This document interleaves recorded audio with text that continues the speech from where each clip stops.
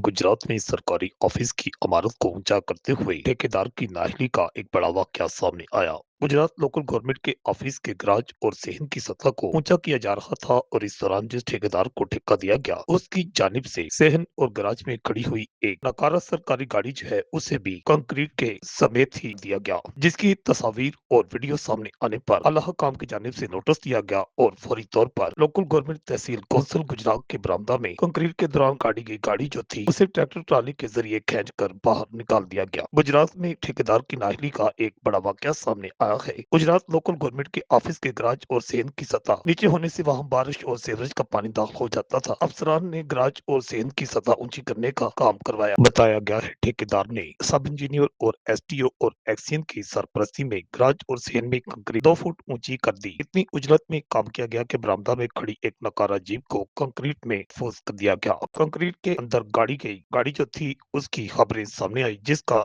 आला हुकाम ने नोटिस दिया और उसके बाद उस गाड़ी को निकाल लिया गया है। मिसबाजी हलकों की जानिब से ठेकेदार के खिलाफ एक्शन लेने का मुतालबा किया गया है। इससे पहले जब भी बारिशें होती थी तो कई सरकारी दफातर जो थे बारिशी और सैलाबी पानी में डूब जाते थे और अब इन सरकारी इमारतों, दफातर और रहायश गाहों को ऊंचा किया जा रहा है। रिपोर्ट आकाश नियाजी, गुजरात।